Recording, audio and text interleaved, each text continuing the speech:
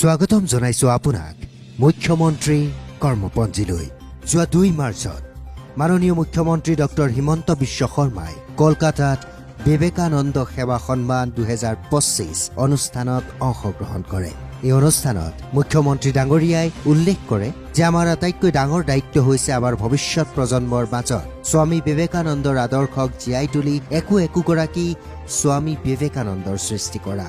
लेकिन हमारा घर में हमारा नया पीढ़ी को हमें विवेकानंद जी बनाना जरूरत है। हमारे नया पीढ़ी को हम हिंदू बनाना जरूरत है। जब हमारा नया पीढ़ी हिंदू बनेगा तो हमारे भविष्य हमारे सुरक्षित रहे। ইয়াৰ পাছতে কলকাতাত অসমীয়া সাংস্কৃতিক সংস্থাৰ প্ৰতিনিধিসকলৰ সৈতে তেখেতে সাক্ষাতত মিলিত হয়। উক্ত দিনাই ফেচবুক লাইভ যোগে বিভিন্ন গুৰুত্বপূৰ্ণ বিষয়ত আলোকপাত কৰি ৰাইজক সম্বোধন কৰে মাননীয় মুখ্যমন্ত্ৰী ডাঙৰীয়াই। উক্ত লাইভতে ADRE অসম আৰক্ষীৰ নিযুক্তি পৰীক্ষাৰ ফলাফলৰ তাৰিখ ঘোষণা কৰা হয়। ইয়াত উল্লেখ কৰা হয় এডভান্টেজ আছাম 2.0 অসমৰ ঔদ্যোগিক বিকাশ আৰু উন্নয়নৰ বাবে বুজাবুজি চুক্তি স্বাক্ষৰকে ধৰি অন্যান্য বিষয় সম্পৰ্কেও।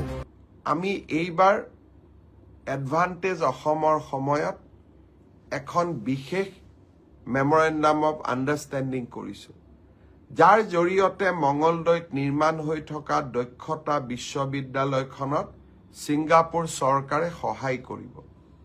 নেলকো নামৰ কোম্পানী এটাৰ সৈতে এইবাৰ আমি এখন মেমৰেণ্ডাম অফ আণ্ডাৰষ্টেণ্ডিং কৰিছো, যি চুক্তিৰ দ্বাৰা অসমৰ হাইস্কুল পৰ্যায়ৰ পৰাই স্কিল মেন পাৱাৰ নিৰ্মাণৰ কাম আৰম্ভ হ'ব। দোসাল্ট নামৰ এটা ইণ্টাৰনেশ্যনেল অৰ্গেনাইজেশ্যনৰ সৈতে, যিয়ে ৰাফেলৰ দৰে বিমান বনোৱাৰ কামত নিজক ব্ৰতী কৰি ৰাখিছে, যিয়ে আমাৰ অসমৰ যুৱক যুৱতীক বিমান আদি নিৰ্মাণৰ সৈতে জড়িত আৰু বিভিন্ন অত্যাধুনিক কামৰ সৈতে জড়িত স্কিল মেন পাৱাৰৰ দিশে আগবাঢ়িবলৈ সাহস আৰু শক্তি দিব। জাপানৰ কেইবাটাও সংস্থাৰ সৈতে আমি চুক্তি কৰিছো জাপানী লেংগুৱেজ ট্ৰেইনিঙৰ বাবে। তেওঁলোকে আমাক আশ্বাস দিছে যে অসমৰ ল'ৰা ছোৱালীয়ে জাপানীজ লেংগুৱেজ আহৰণ কৰাৰ পিছত জাপানত অন্ততঃ 2 লাখ টকা মাহত দৰমহা পোৱা চাকৰিত অসমৰ 50,000 ল'ৰা ছোৱালীক তেখেতসকলে কৰ্ম সংস্থাপন দিব। মুকেশ ধীৰুভাই আম্বানী, গৌতম আদানী, টাটাৰ এন চন্দ্ৰশেখৰন, সজ্জন জিন্দাল, প্ৰশান্ত ৰুয়া আদিৰ দৰে উদ্যোগপতিসকলে অসমত একত্ৰিতভাৱে প্ৰায় 2 লাখ কোটি টকা বিনিয়োগৰ আমাক আশ্বাস দিছে। আমাৰ অসমলৈ স্বাভাৱিকভাৱে পৰিৱৰ্তন আহিব, মাত্ৰ আমাৰ সকলোৰে সহায় সহযোগিতা লাগিব।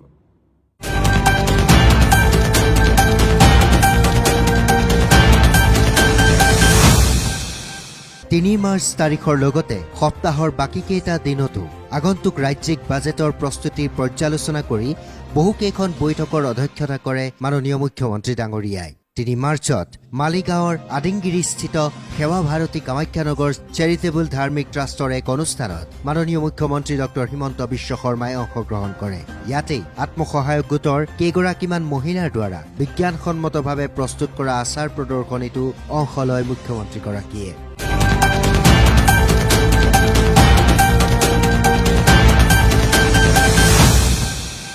4 মাৰ্চত সদ্যপ্ৰয়াত জ্যেষ্ঠ ৰাজনীতিক হৰেকৃষ্ণ ভৰালীৰ বাসগৃহত উপস্থিত হৈ বিদেহ আত্মাৰ প্ৰতি শ্ৰদ্ধাঞ্জলি জনায়। উক্ত দিনাই লোকসেৱা ভৱনত অনুষ্ঠিত হয় অসম কেবিনেটৰ এখন গুৰুত্বপূৰ্ণ বৈঠক।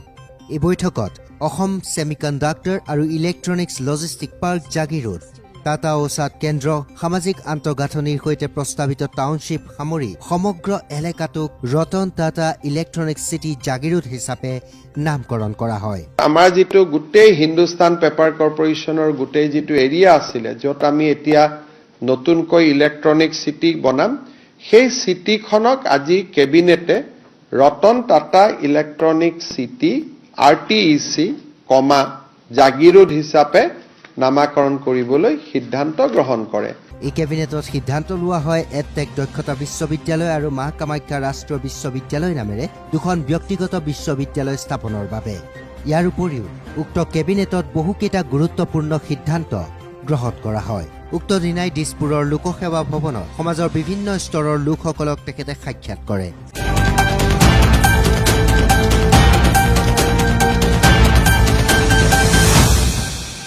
5 মাৰ্চত গুৱাহাটীৰ সোণাপুৰত কেন্দ্ৰীয় গৃহ পৰিক্ৰমা মন্ত্ৰালয়ৰ চৰকাৰী ভাষা বিভাগৰ উদ্যোগত আয়োজিত পূৰ্ব আৰু পূৰ্বোত্তৰ ক্ষেত্ৰৰ সংযুক্ত ক্ষেত্ৰীয় ৰাজভাষা সন্মিলনত অংশগ্ৰহণ কৰে।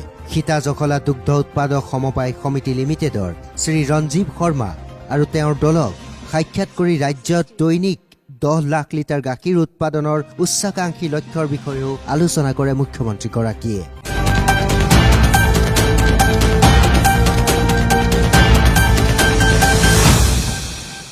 6 মাৰ্চত ভাৰত মণ্ডপমত উপস্থিত হয় মাননীয় মুখ্যমন্ত্ৰী ডাঙৰীয়া। ইয়াতেই ৰিপাব্লিক প্লেনাৰী সামিটত সম্বোধন কৰে তেখেতে, য'ত তেখেতে অসমত প্ৰতি বছৰে 12 লাখ মেট্ৰিক টন সাৰ কাৰখানা, বিহুৰ বিশ্ব অভিলেখ তথা ঝুময় বিনন্দিনী, অসমীয়া ধ্ৰুপদী ভাষাৰ ধ্ৰুপদী স্বীকৃতি আদি বিভিন্ন বিষয়ৰ বাবে মাননীয় প্ৰধানমন্ত্ৰী শ্ৰী নৰেন্দ্ৰ মোদীক কৃতজ্ঞতা জ্ঞাপন কৰে। इस बजट में प्रधानमंत्री जी ने निर्णय लिया कि 12 लाख मेट्रिक टन का यूरिया फैक्ट्री भी असम में खोला जाएगा so that we can export urea to Myanmar, Bangladesh after we attaining self-sufficiency. Kisle Act East has to be Act East and we are becoming a major economic power today. साथ में you have noticed in that AV 12,000 youth has demonstrated Bihu in one stadium। 12,000 लोगों ने Bihu dance किया हमारे youth ने ही अभी 25 फरवरी को 8,000 लोगों ने 8,000 मेरा युवाओं ने एक साथ झूमर डांस का डेमोन्स्ट्रेट किया। धीरे धीरे हम soft power in culture we are emerging a different kind of culture. हजारों लोग कैसे सेलिब्रेट करते हैं अपने कल्चर को, हमने इसको सिंबलाइज करना शुरू किए। प्रधानमंत्री जी ने हमारे जो लैंग्वेज है उनको क्लासिकल लैंग्वेज का मर्यादा दिया कि Assamese is a classical language. He has said it is ancient civilization. Language 1400 साल का पुराना है, उनका भी रिकॉग्नाइजेशन आए। और टुडे आई कैन इतना तो मैं बोल ही सकता हूं कि he has ensured A level playing field for us. यहां से आगे बढ़ना हमारा काम है। ইয়াত তেখেতে উল্লেখ কৰে অসম চাহৰ বাবেই নহয় সেমিকণ্ডাক্টৰ উদ্যোগৰ বাবেও পৰিচিত হ'ব।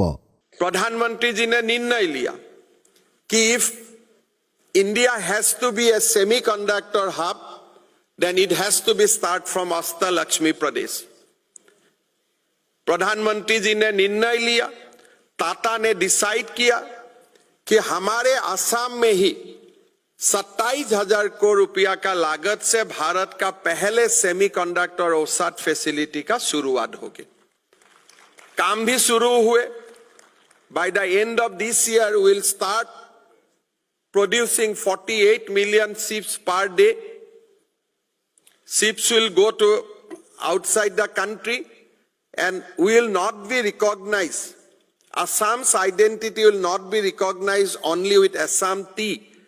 It will also be recognized as the semiconductor ships of India।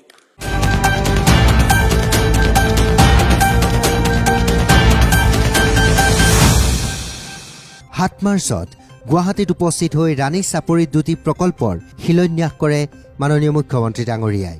এই প্ৰকল্প দুটি হৈছে মজলী ৰাণী চাপৰি সংযোগী ভাসমান সেতু। মুঠ 6.54 কোটি টকা ব্যয় কৰা হ'ব এই ভাসমান সেতুখন নিৰ্মাণৰ ক্ষেত্ৰত। এই আঁচনিখনে মজলী চৰ আৰু নেহালী চৰকে ধৰি মুঠ 6,000 বিঘা ভূমি সামৰি ল'ব। অঞ্চলটোত বৈদ্যুতিকৰণৰ বাবেও মাননীয় মুখ্যমন্ত্ৰী ডাঙৰীয়াই এক প্ৰকল্পৰ আধাৰশিলা স্থাপন কৰে। এই প্ৰকল্পৰ জৰিয়তে 400 পৰিয়াল উপকৃত হ'ব। 5টা 63 kVA আৰু 5টা 25 kVA মুঠ 10টা বিতৰণ ট্ৰান্সফৰ্মাৰ সহ 8 কিলোমিটাৰ দৈৰ্ঘ্যৰ HT লাইন আৰু 25 কিলোমিটাৰ দৈৰ্ঘ্যৰ LT লাইন স্থাপন কৰা হ'ব। এই অনুষ্ঠানৰ পাছতে মাননীয় মুখ্যমন্ত্ৰী ডাঙৰীয়াই ৰাধা গোবিন্দ বৰুৱা পথ আৰু ডক্টৰ ভূপেন হাজৰিকা পথৰ উন্নীতকৰণ আৰু মৰা ভৰলু নৈৰ ওপৰত এখন RCC দলঙৰ উদ্বোধন কৰে।